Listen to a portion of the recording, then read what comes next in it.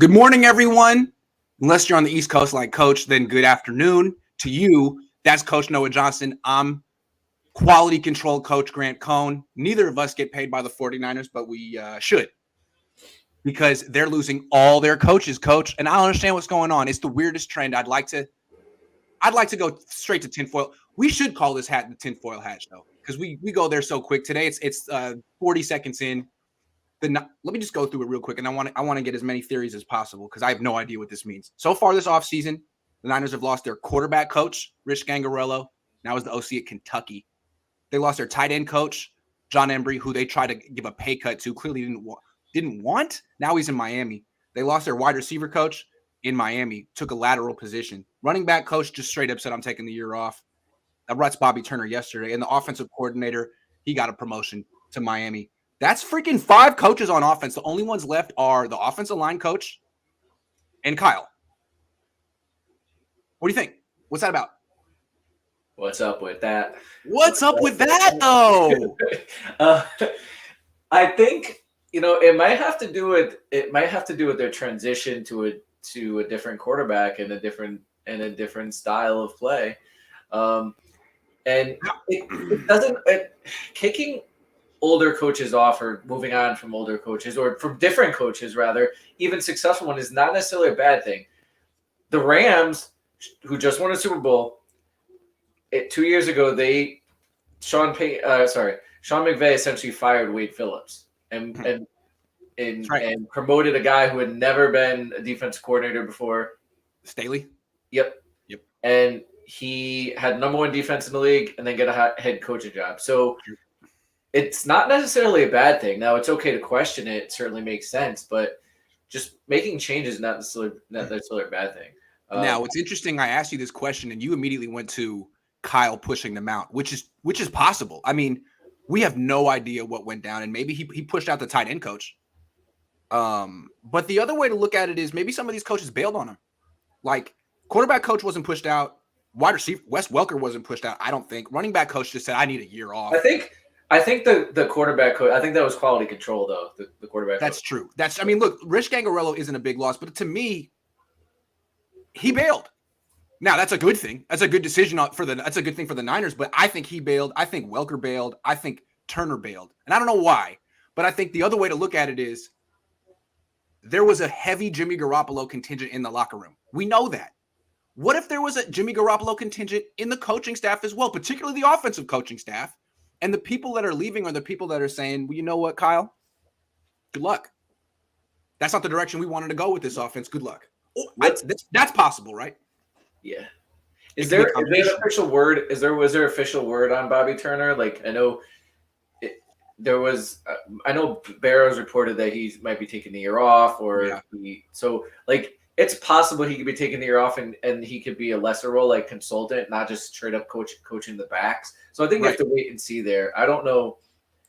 I think you have to see what. Yeah, I think so, Jesse. I think he's getting some. Sure. Might be getting some surgery. So I think the Turner move might be interdependent. It may not be. It might be totally. And Mike McDaniel didn't leave to become a head coach because he has no confidence in. He got a promotion. So it's not like there's one carryover theme with all of these. It's just interesting that everyone's gone except for that freaking offensive line coach whose name escapes me at the moment, and Kyle. So maybe Kyle is like, look, I need a whole new direction for my offensive staff because we have a new coach. Or maybe some of these guys are like, I don't really have confidence in this. I mean, this is a Super Bowl team, right? I don't really have confidence in this new direction. Good luck. I want to go work with Mike McDaniel in Miami because I trust what he's doing. I don't know what this is. I don't know. It didn't cross your mind? That didn't cross your mind? No, I mean, Miami is pretty nice city though. I mean, I feel like Niner fans' first idea on this one was either. Yeah, Kyle pushed him out so we can get better coaches. Straight up. Like, this is what Kyle wanted. Goodbye. First thing that came to my mind was, did these guys bail on Kyle? Because Kyle's whole thing forever has been we're family, got to keep everyone together. I mean, he's never done this before. Like, this is a whole different – they've never had this happen to them before. And the fact that it coincides with the transition from Jimmy Garoppolo to Trey Lance just seems like too much of a coincidence. Yeah, it might be a little bit of both. It might be a little bit of some of Kyle pushing out, some of them leaving. Because you look at it, it's like every person who ever questioned Kyle on the Trey Lance thing, he might have been like, "Oh, I remember what you said.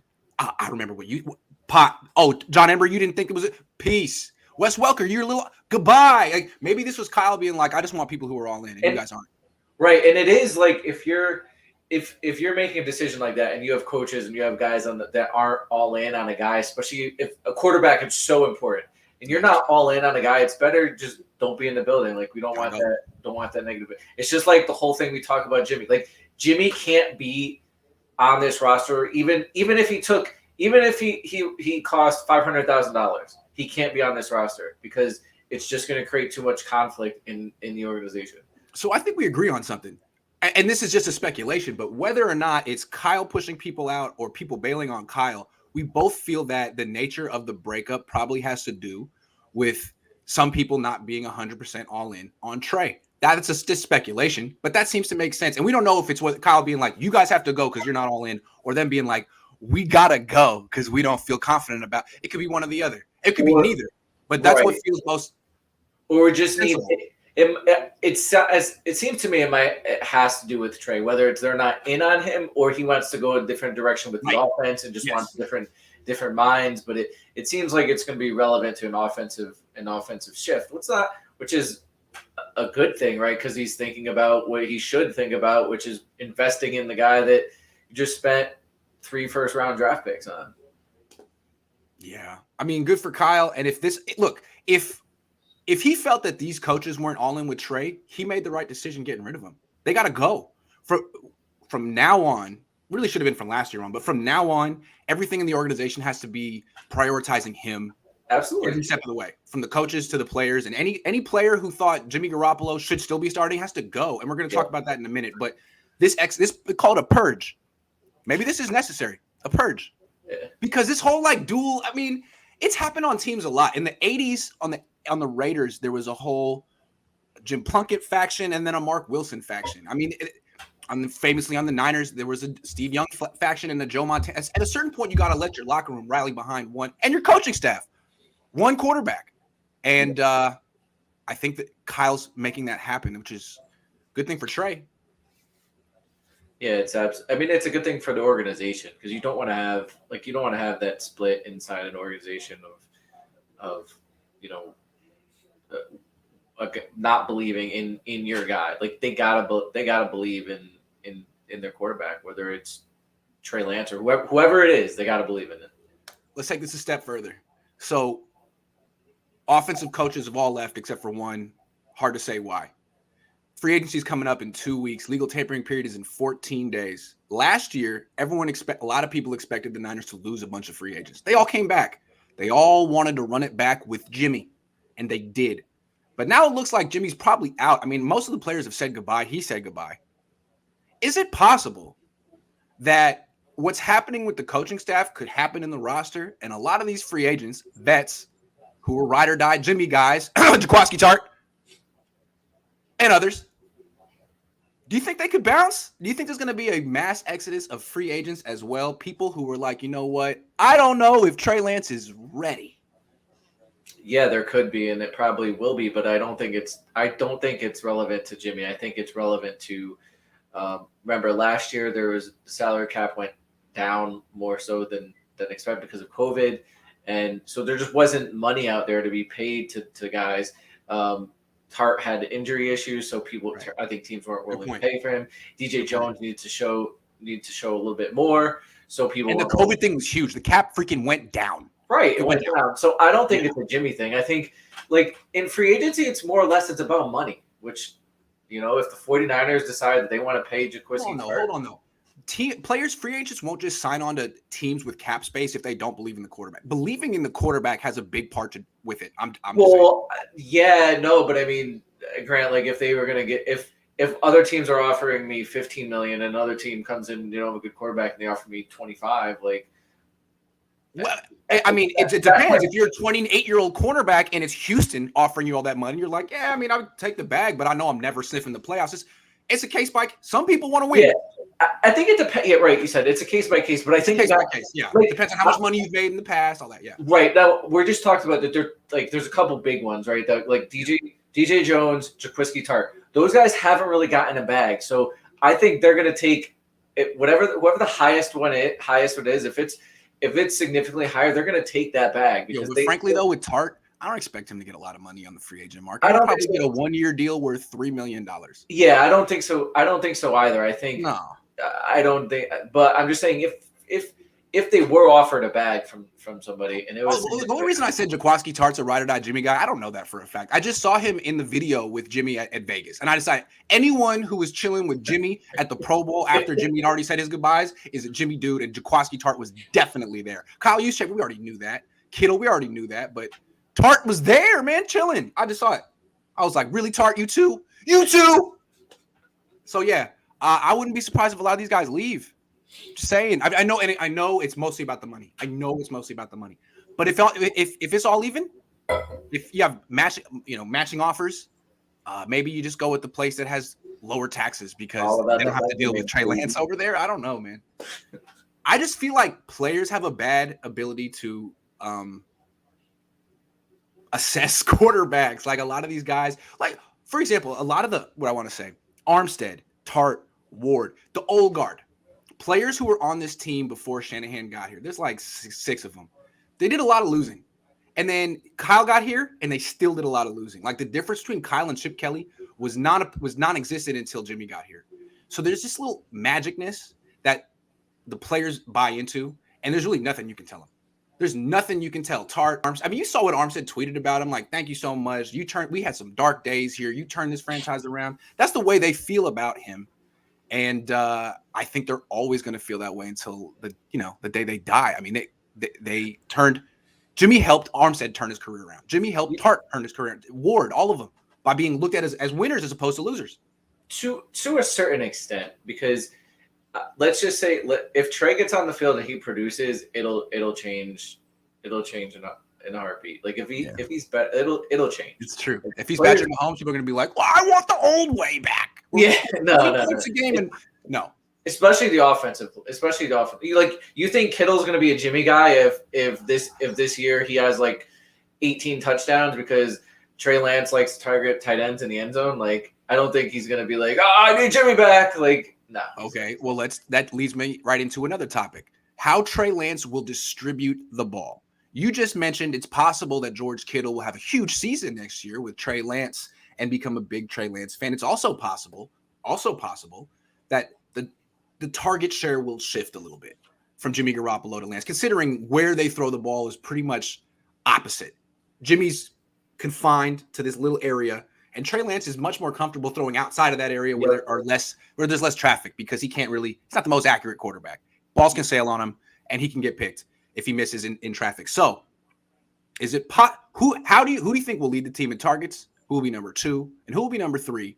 Obviously, barring injury next season with Trey Lance starting. I think Debo is going to lead the team in targets. Let me just think there real quick. He had 21% of the targets last season. That's cool. Cooper Kupp had 26%. And I like we have a great player. Let's get him the ball more. You have Stephen Curry. Maybe we get him 11 3-point shots in this game. How about 26, 20? I think a quarter of your target should be going to the best player in football. That's just my thing. So I think Debo needs even freaking more. Even more.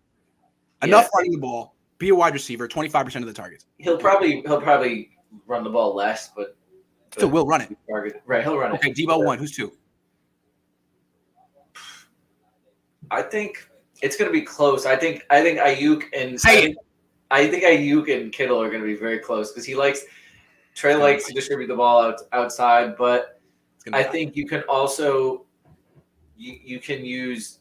I think in that system, like Kyle wants to target tight ends, so there's going to be just open throws, and I think he will target Kittle. I think it's going to be close. I think it'll be Kittle. And the other thing we talked about middle of the field is that's something that Trey can work on, right? It's like Jimmy's issue with targeting without throwing outside. It wasn't necessarily something he could work on because he just didn't have the arm strength. All right, let me hit you with something real quick though, okay? So in that start in his first start, Kittle didn't play, I believe. Second start, Yeah. Against Houston, he had the full complement. Mitchell played. Completed. He threw 23 passes, completed 16, and completed passes to 8 different receivers. So one thing about Lance is he's going to spread the ball around.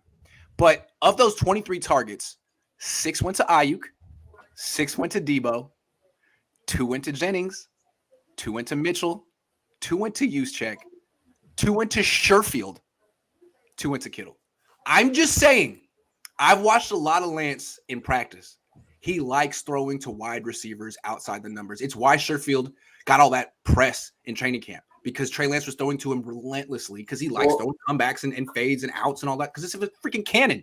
I'm just saying I think Ayuk's going to have more targets and catches than Kittle this year. Ayuk, that's my prediction. But you could, if I'm Kyle, what you could do if that's what my quarterback likes, and I know George Kittle's really my number 2 weapon, what I would do is put Charlie Warner in at tight end, have him block or whatever, flank George Kittle outside. Slot receiver. Right. Yeah. And then you get the number 2 weapon though? What? Is Kittle the number 2 weapon on this team, or is it Ayuk? I think Ayuk's a better receiver than Kittle at this stage in their careers. I do. Well, Kittle's is he a better receiver? They have different matchups. Wide receiver, but they have different matchups, and Ayuk does get a lot of one-on-ones because of the attention Kittle train. I think Kittle was limited by the quarterback. I really do. I think the entire Ayuk wasn't.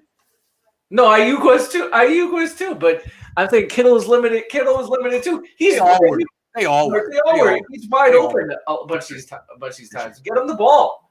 Like we said for how long? Why can't Kittle catch touchdowns? Why can't Kittle touch?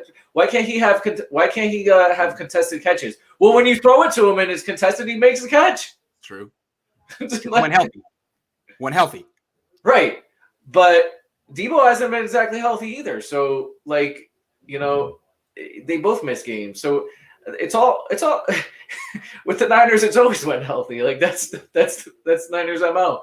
But the other thing is I think Trey might be able to help with that with it, because if you're limiting the middle of the field and you're limiting throws in the linebacker range, it should be less hits by Kittle, all those guys. The thing that's crazy about Kittle and Debo in particular is that their injuries are non-contact. They play this super physical style, but when Debo gets hurt, what is it? Groin, hamstring. When Kittle gets hurt, it's what? Foot, calf. And it's just running. It's starting and stopping running. It's really weird, right? Yeah. All the stuff I'm saying about Kittle could apply to Debo in 2 years. I still think they should pay Debo. I don't think paying Debo and giving him an extension lowers his trade value. My thing and we're going to talk about Kittle in a minute, but Kittle is approaching 30. It's a different spot for him in his career. He's had 2 down seasons in a row. Anyway, we're going to talk about that in a minute. I want to talk about Kittle specifically.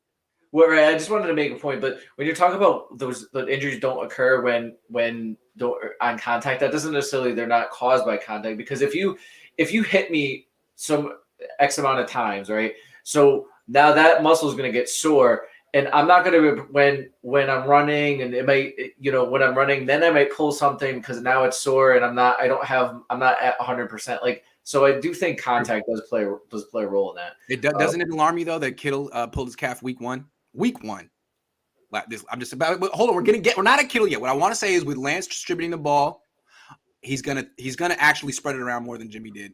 Jimmy would lock in on people, and he's gonna throw to wide receivers more than Jimmy did.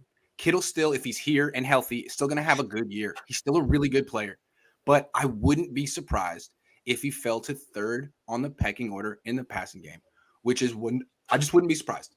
I wouldn't be surprised. He was 4th. He was 4th. I just think it's going to be. I just think I could see it be very close with those, with the 3rd and 2nd. I think that's what Kyle was going for toward the end of the season, to trying to split things between Ayuk and Kittle. But by the end, Kittle was getting like 2 catches a game. I didn't understand that. They don't use him in the playoffs. That's a whole different thing. We got to talk about Kittle specifically in a minute. How do we know old quarterback coach was that bad and it wasn't Jimmy? Could House be a quarterback coach for Trey? House doesn't want to work. Thing about quarterback position coaches, they work. They never see the sun. They get to the facility around 6. Sun's not out. They're indoors all day. No windows. They leave around 9. Sun's not out. It's a very hard life. They make maybe $100,000 a year. I mean, if they're good, they have 2-3-year contracts. They usually are moving around every 2 to 3 years. I don't think Tom House wants to do that. I don't want to do that. It's really hard. what position coaches do.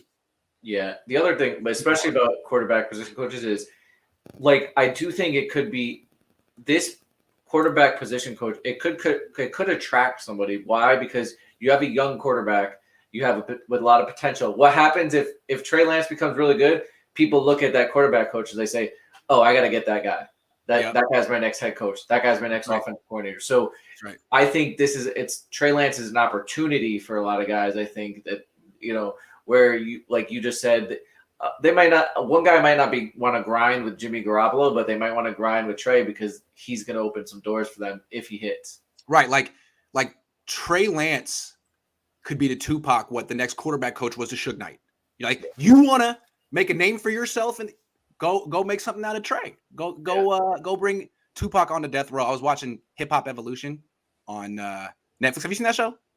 No. It's decent. I didn't realize that Tupac was basically about to sign with Bad Boy before he got shot in New York, and that's why. And then he went to jail, and then that's how. Because he's not really a West Coast guy. I mean, he grew up in Marin a little bit, but he went to high school in Baltimore or something. I mean, he's very New York as well. Anyway, that's neither here nor there. Is it possible that 21 points per game isn't good enough for an offensive genius? Could he see that his O has been serially underachieving?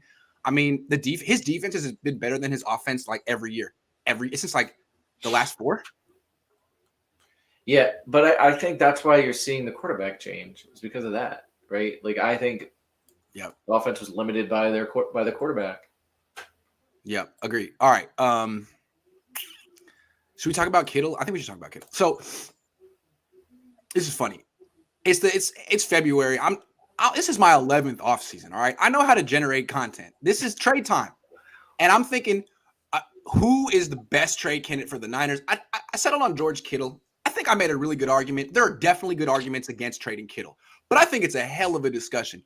What's interesting is how emotionally triggered this makes a lot of 49er fans who on Twitter, a lot of their responses like, hey, man, screw you. Like, not even a discussion. Screw you for saying this, and I hope Sports Illustrated fires you, and I hope, I hope all the worst things in life happen to you and nothing but you, and I hate your guts. So it's like, damn, man, like, you just want to go straight past the argument to this, which is funny. Also, there's a lot of analysts covering the Niners who are really fans, and they do their best to be analysts. But when this one comes up, their fan thing comes out, and they can't look past being a fan. And they say stuff to me like, I don't even know why we're having this discussion. Well, we're having this discussion because I started it, and people want to talk about it, and you joined in and got a bunch of engagement on Twitter and YouTube by just saying Grant is wrong. So you could just thank me for giving you something to talk about in February that's not Jimmy Garoppolo. I'm just saying. We're engaged in this dance together. But have you noticed how freaking emotional and how many fans don't even want to entertain this discussion? Yeah. Yes. It's amazing. Yes. Amazing. I mean, I think when you're looking for a trade candidate, I think Nick Bosa was like, right? Because for the longest you were on a Nick Bosa trade kick. But hey, I still would trade him at some point, but the dude is 24. There's time. His trade value isn't going down anytime soon. My thing with Kittle is, let's say he has another year like last one where he plays 14 games, but he's hurt a lot of the time and has 800 yards. What's his trade value next year? That's my question. What is his trade value next year if this happens a third year in a row? I think the Niners the fans have an emotional attachment issue with players. There's a lot of the people that are upset about your suggestion to trade Kittle are the same people that are upset about, when you talk about moving on from Jimmy. And True. It's just like, you can't be, this is a business. You can't be emotional about things. No. It's just, you were putting out there an idea. Crazier things have happened in the NFL, right? Like the Niners traded Joe Montana. Yeah. And I said that they traded Craig and Lott. I was wrong. It was even colder than that. Back in the day, they had this thing called Plan B free agency where you'd have a guy under contract, but you'd be like, you know what? You're unprotected. So if any team wants to sign you, you're gone. And that's what they did to Lott and Craig. They were like, we could have you for another year, but we're good. And the Raiders were like, oh, great, we'll take them. And they didn't do anything for the Raiders. The Niners missed the playoffs for a year, but that's cold.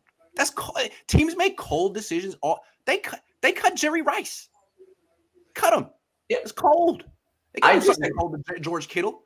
I disagree with you about how dare you? The Niners should choke trade How George dare Kittle. you. But I don't think it's outrageous for you to suggest it though. Like, just I'm not like, oh, shut that account down. Like, To me, the whole discussion is based on, if you knew what would happen to George Kittle injury-wise in the future, you can make a right call. We don't know. I'm saying I'm probably betting on his injury trend to continue. Niner fans are saying it'll stop. Why? Because they're fans. Because you're emotional. You like George Kittle. You want him to bounce back. I mean, I think if George Kittle played for the Rams, Niner fans would be like, oh, he's on the downside of his career. We don't have to worry about George Kittle. He hasn't been good since 2019. I mean, that's what you would say. And that's all I'm trying to point out. Like, don't be a fan for a minute. Be quality control. If George Kittle was on the Seahawks, would you want him? Would you trade a first-round pick for George Kittle if he – No, you wouldn't do that. You'd be like, maybe 2 years ago. I don't know about now. That's all I'm saying. So, Niner fans, like, can you just – when you have this discussion, try not to be a fan for a minute or try not to speak straight out of emotion. Because all I hear on Twitter is, it's like, man, I didn't hear that. That was just about emotion. What? That's my quarterback. That's my God. How can you say that, man? What? George Kittle, I love that. I don't know, man. Honestly, like, I know your suggestion was for Xavier Howard. Yeah. I don't even think Miami would do that. Cornerback is a top. They're overinvested at corner. Yeah. They have really good corners. They need Kittle.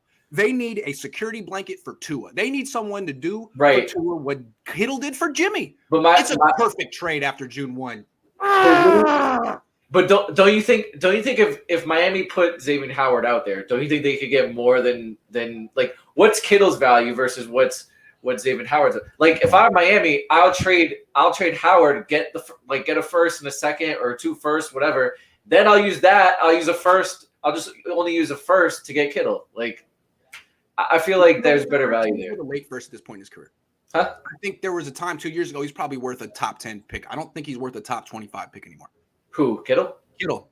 Yeah, but the other part of it, when you're looking at all these players, right? Like, when you're talking about these type of players, like in the top prime of their career, usually teams that trade for that are like teams that are trying to contend. So you're not getting like a top 10 pick. You're getting Howard wants out. He's demanded a trade last year. New coach. The whole thing is trying to make Tua better. Howard doesn't help that. They're overinvested in the secondary. The Niners are underinvested in the secondary.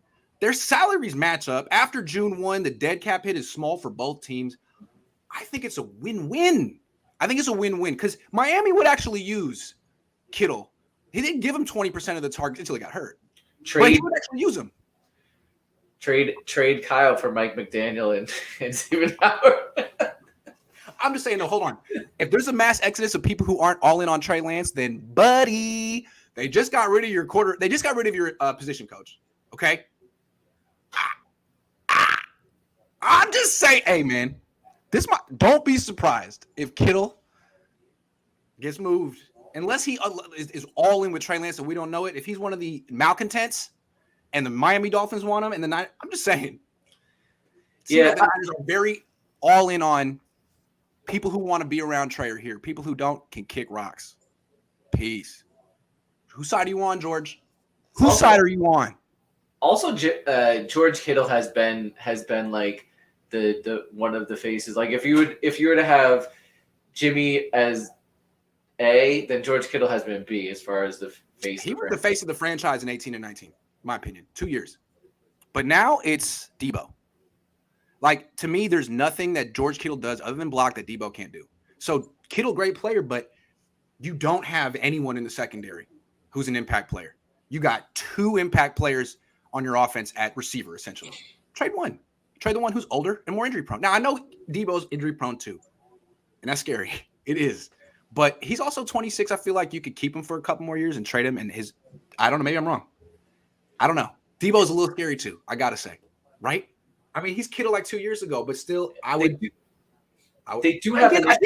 signing Kittle was the right move. If you trade him now, he hasn't lost any value, even though he's had two down years. If you trade him now, I mean, maybe he's lost a little value. 15 top 10 pick to a top 25. I don't know. I'm talking in circles, man. Yeah, I don't think it's out of the realm of possibility. I don't think you're crazy for suggesting it. I just don't agree with it. But here nor there, I don't think it's fair. How dare you not agree with me? How dare you? I require full agreement at all times. You don't understand that? Come on, we talk about bylaws. You're never going to do a show with me again. You're out. What are bylaws? And when I was in a fraternity in college, I used to always talk about that's against the bylaws. It's like, are those different than regular rules? Are they laws? Bylaws. Once you put that by in front of the law, I'm like, damn, I'm in trouble. I always I'm a fan of the 49ers. I'm not a fan of individual players. I mean, I want my team to be the best team possible. I don't want I do want players to do well, but I'm a fan of the 49ers. I'm not a fan of go Kittle. But listen, if they can get anything, if they so if a team offered 3 first-round picks for Kittle, you're gonna, oh no way, so that one of them could be as good as Kittle, maybe? No thanks. No thanks. First of all, I'm down to trade Kittle for a player. This is a team that wants to contend. Trade all pro for all pro. You don't need to have an all pro tight end to win a Super Bowl. You don't need to have George Kittle win I'm pretty sure that every team that's ever won a Super Bowl didn't have George Kittle. Ever. So I think the Niners could probably do it too. I just think that rather than having, a great tight end who's injury prone that you don't even use as much as you should, trade him for a corner that you desperately freaking need. The corner that you haven't had since Deion Sanders left. Honestly. I mean, ever since Parag got here in 2001, he's been telling the Niners, you don't need corners. You don't need interceptions. We just need tackler. No, you're wrong. Wrong. I saw Kelts who calls in on the weekend, Mr. Kelts, said of the past 27 Super Bowl winners, all but 4 had a Pro Bowler in their secondary that year. The Niners haven't had a Pro Bowler in their secondary in a long time. Was Verrett one? I don't know, but you know what I'm saying. What you could do, Grant, I think if you're talking about the trading for Howard, right? The more prudent thing to do in that situation would be sit and wait. What happens with disgruntled players come the fall, come early, or late summer, August, they get put on the market and you get them for you get them super cheap. What did they get? Or you could just sign Gilmore, who would probably be cheap. He's older. He's 31. Right. Yeah. So I think there's other alternatives to try to get, whether it's Howard or Gilmore. You might be able to get Howard for a second round pick. True. Would you rather have that and George Kittle?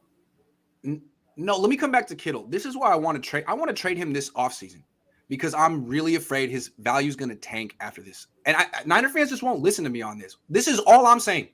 If you want to listen to one thing about Kittle, this is it. He's had 2 injury-filled seasons in a row. His last 2 injuries have been serious and non-contact and lower leg injuries. After the first one, he came into training camp lighter and said he's trying to make adjustments so it doesn't happen again. Happened week 1. If it happens a 3rd year in a row, even if he plays 14 games, if he limps through the season, he will be looked at as old, injury-prone, downside of his career. And so if you could get a first-round pick for him this year, you're not getting a first-round pick for him next year when he's costing $16 million. I don't know what you would get. We talk about Jimmy's contract being an albatross. Kittle's a year away from being an albatross if he gets hurt again. And I know Niner fans are like, why would you assume that? Why would you assume injuries on people? Yeah, okay, fine. Why would you assume the trend will end? What is it about what you've seen from Kittle the last 2 years that makes you feel like, nah, man, these non-contact lower leg injuries are a thing of the past? He's got it. He made the adjustment. He also has his shoulder, I believe, that he needs to get surgically repaired. And freaks me out a little bit, man. Freaks me out a little bit. I'm not banking on that body to bounce back. I feel like it's starting to go.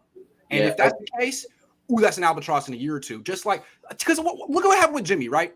Jimmy had the good year. Should have traded him in 2019. Probably could have got a first-round pick for him. Niners were like, no. We'll do that in the future if it comes to it. Then he has a down year. Now that first-round pick goes down to a 3rd. Now it's like, oh, we can't trade him for a 3rd. We had a first-round. Let's rehabilitate his trade value. Played him for a year. Stays healthy. No, I don't even think he's going to be a 3rd for this dude. So as every year goes on, the perception changes. That's my biggest concern with Kittle. And if you feel like he's going to bounce back, then you don't trade him. Of course. Of course. You don't. I also think feel like he's going to bounce back, man.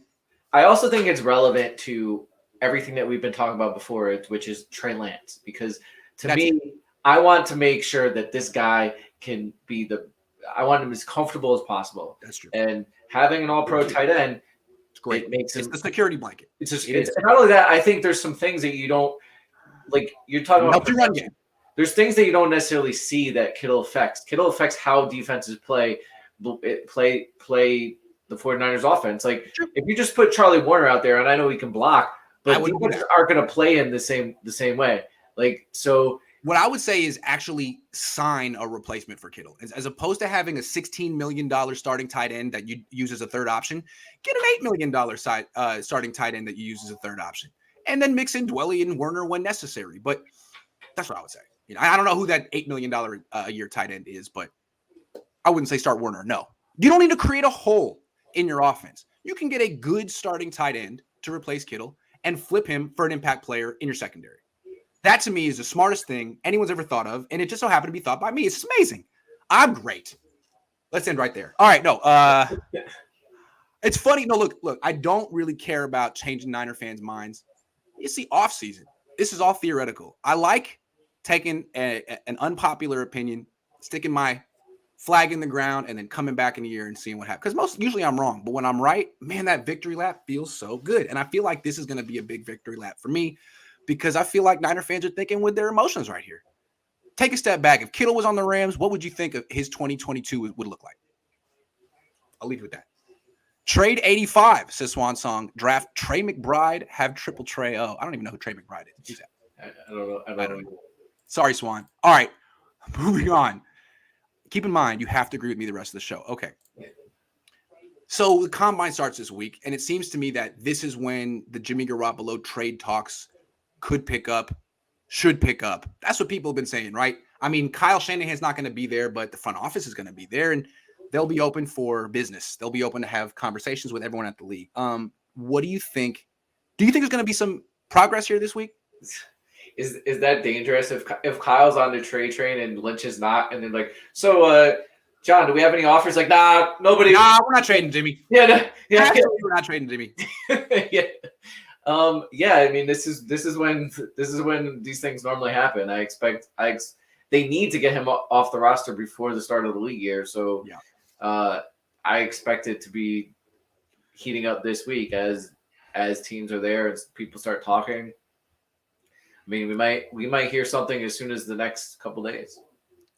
What they need is some team, some sucker, some dumb team to come up to him and say, "We want Jimmy to be our starter this year." Right? Like the Panthers did with Darnold last year, or the Colts did with Wentz. Maybe it's the Colts. Maybe the Colts or the Panthers come up to the Niners like, "Look, we want Jimmy. I mean, we don't like these quarterbacks in this draft. We don't have a young quarterback we want to play. We want Jimmy for a while. So let's work this out." We see him as a starter we can get for cheap. We'll give you a second round pick, and that's a good value for a starter. I don't think a team's coming up to the Niners this week and saying we want Jimmy as I think what they're going to hear is, we like Jimmy. We like Jimmy. He's not our first choice. So right now, our offer would be maybe a fourth. But depending how things play out the next couple of months, we could revisit this. Because maybe I just don't think any team that needs a quarterback sees him as choice one, maybe choice 2 or 3. So maybe one team is totally left at the altar and they get desperate and they circle back to the Niners in May or June. But I think what they're going to hear at the combine this week is going to be very discouraging. Or maybe they already know what they're going to hear. Yeah. So I think day 3 pick. Yeah. I mean, for me, I would take the best. I would wait till the 11th hour of like, let's just say before free agency, like March, before you can start talking to free agents and March 14th, I would wait till 11th hour. Then at that point, I would trade him for the best offer, and whether it's a 4th, 5th round pick, doesn't matter. I just need him off the roster, or if it comes to that, cut him. Like for me, letting him sit there on the roster until June 1, just so you can get a possible 3rd or 2nd round pick, it's not worth it. Like I'd rather have that money available to sign free agents. I feel like Kyle would agree, since has been trying to push Jimmy out for a while. I don't think he cares. I think Lynch cares. Lynch is on Garoppolo's on his resume. He traded a second for Garoppolo, and I think Lynch feels that his perception is very much based on what happens with Garoppolo. So you trade a second for Jimmy. Now you want to get rid of him. I think it's pretty clear they could have got a first for him in 2020 after that Super Bowl appearance, said no. I think it's been reported by Ian Rappaport they could have got a third for him last year, said no. And to finally trade him 2 years late and get a fourth or a fifth, it's the right move. But you open yourself up for a ton of criticism along the way. Criticism that you should have to take. That's your fault. Do it. Do the right thing. Cut bait. Take criticism. Move on. Yeah. I don't have confidence in the 49ers to do that. They don't move that way. I'm afraid that the difference between a third and a fifth round pick is going to make the Niners make a very bad decision. I mean, who cares? The Niners, who cares if you get a fifth round pick? You own the fifth round. The difference between pick 115 and 170, who cares? But get them out. Get the cap space. But I'm afraid they're going to make the wrong decision here. Right, because you're not only looking at, it's not only just about the pick, but imagine what you can do with that cap space, when free agency starts versus what you can do in June, July. And I know people are going to be like, oh, you can restructure and get the same cap space. Well, if you, what happens if you can restructure and add the cap space Jimmy would give you? That would give you even more ammunition. How are you going to restructure Jimmy's contract? No, I mean restructured like Eric Ward or Eric Armstead. Like if you did, like let's just say if you do restructure and that gave you, people say, oh well, restructure all these other contracts, then you can go out and free agency. Well, what if you restructure the contracts and you get rid of Jimmy? Now you're giving yourself even more ammunition, and you could possibly go out there, get a Stephon Gilmore, get a Justin Reed, get those type of really impact players that you can add to your roster. Yeah, to me, I would like the Niners to improve at strong safety. Nothing against Jaquiski Tartt, good player, versatile, but you saw how his season ended. Enough of the Niners bringing in DBs with no ball skills. They have no ball skills in the secondary, and that's by design. It's not D'Amico Ryans. It's not the coach's fault. You can't coach that. So Jaquiski Tartt gives you great bang for the buck when healthy. I'd like to get someone who's actually more expensive than Ward. I think the Niners need to get their best players in the secondary. Ward should not be your best DB. He's a very good player. He should not be your best DB. Very good player. The strong safety. Tartt is like Ward. You have two guys who can't catch the ball. Sorry, Jimmy. Two guys who can't catch the ball, but can do everything else really well. How about a compliment to Ward? A compliment. So, and that's expensive. Guys with ball skills who intercept passes are expensive. Go get one. Freaking get one, I would say. Get an upgraded strong safety. And how do you do that? By, getting rid of Jimmy Garoppolo and getting some cap space. Yeah, and the other thing too, it's what you just said is you got to start moving on from these players that have injury history, and Tartt is one of them. So Kittle. Sorry.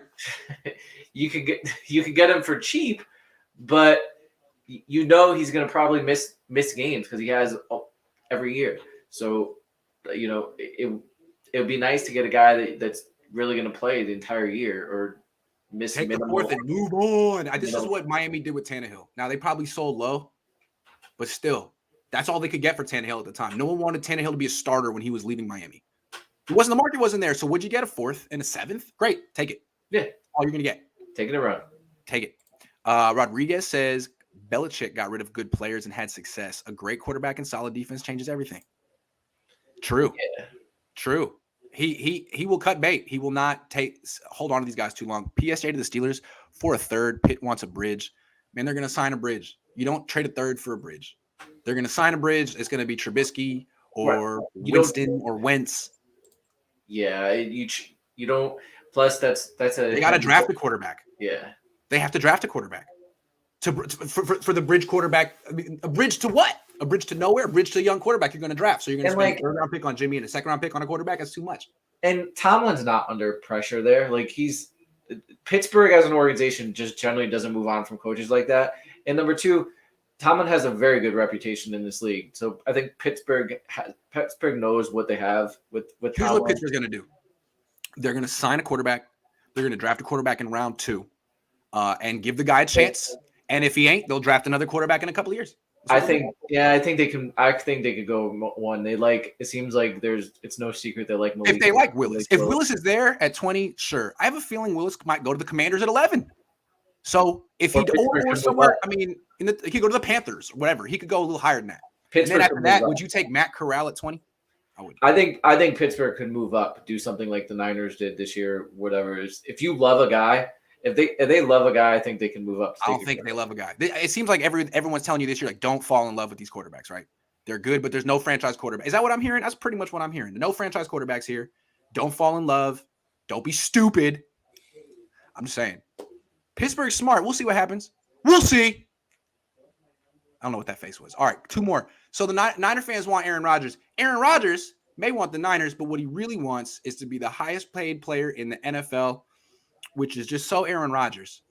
He's so the anti-Tom Brady. That means $50 million or more. Do you still want Aaron Rodgers, Niner fans? I wouldn't. No. Since they've gotten Trey, I don't want Aaron Rodgers. I don't want any of those guys. They should roll with the guy you drafted. We've talked about this before. The big benefit of having a rookie is his contract. Like Trey doesn't have to be as good as Aaron Rodgers to get better production, because when you talk about being a $50 million player versus, I think what Trey's going to be $8 million, so he'd be less than 1/5 of that. So yeah, no, don't do that. Like, imagine the roster the 49ers would have if they had a $50 million cap hit on their roster. And then it was crazy. Right after this report came out, Greg Jennings, his Rodgers' former number 1 receiver, came out and was like, well, yeah, Rodgers is hella selfish. Oh, there's something like none of his former teammates say anything nice about him. He's clearly really selfish. I don't know, man. He's almost 40. I think I'm out on the whole Aaron Rodgers dream of bringing him back for 1 more year. Like, there's something really kind of toxic about him in a lot of ways. Enough, dude. He's weird. I don't know. Kind of. If he wants to win a Super Bowl, he's gonna have to take less money and not more. Does he want to win a Super Bowl? I mean, how many times have you seen him just kind of lose in the playoffs when he has good numbers? And he's like, that's the thing. You not really, taking shots. Yeah, you really can't complain like, they can't put a team around me and then ask for $50 million. Like, yeah, exactly. Yeah. So what's important to him? I guess we just found out. Good luck with that, Green Bay. He's going to finish his career with 1 Super Bowl ring, and the only time he got it was back when he was cheap, and that's going to be so funny to me. And the guy up there in Seattle might be the same way, same deal. All right, last topic. So a lot of people think I hate Eric Armstead. I'm always criticizing Eric Armstead. What I want to say is me and Armstead got into it a couple of years ago before he got paid, kind of like with me and Debo. And I think it's a little bit of a trend. Right before players get paid, they are very touchy and defensive on social media. Then they get paid, and you never hear from them again on social media because they're rich. And rich people don't get Twitter fingers like that. Anyway, so I haven't really been – Armstead doesn't tweet at me anymore. And what I wanted to say was, first, a couple of things. The NFL snubbed him. He should have been the Walter Payton Man of the Year. What he's doing in Sacramento is inspirational. I mean, it's his hometown. He's really taking ownership. He has a vision for what's wrong with it, with the youth programs and what needs to be. He has a whole academy. He teaches kids how to read. I mean, he's everything you would want a pro athlete role model to be. Someone who's dedicated to their community. I mean, I don't know exactly what Whitworth did, but it seems like Armstead should win this award eventually. He's definitely sincere about what he's doing. And I just want to say that even though I've criticized him as a player, I am inspired by what he's doing in Sacramento. I mean, I'm a Northern California guy too. I'm very passionate about where I'm from, but I'm not making a difference like he is. And the last thing I want to say is in Dallas, I didn't tell anyone this story. I mentioned it yesterday. I had to get my credential from the team hotel. When I went there, it was the Four Seasons in Irving. It was the nicest hotel I've ever seen, and all the Niners were there. It was during the Omarion time. They weren't allowed out of the hotel. They're all chilling. And so I was like, oh, my God. Oh, my God. They're all here. So I'm just like, I'm pulling out my laptop. I'm writing right here. They can all see me. And I didn't want to talk about it, though, because it almost felt like espionage. It wasn't like what happened in Cincinnati. Like, I knew, and then I was spying. So anyway, Armstead was across from me in the lounge, like 20 feet. And I was curious to see, like, are we going to talk? Are we going to say something? He's going to acknowledge me? Never acknowledged me. Fine. He's sitting there with his two parents for like an hour and a half talking. I was like, man, he's normal. Look at him. He's a good son. And he's doing this thing in Sacramento. He's a good member of the community. Like, I gotta say, I really do respect Eric Armstead. The league snubbed him. I don't know why they needed to honor 40-year-old Andrew Whitworth.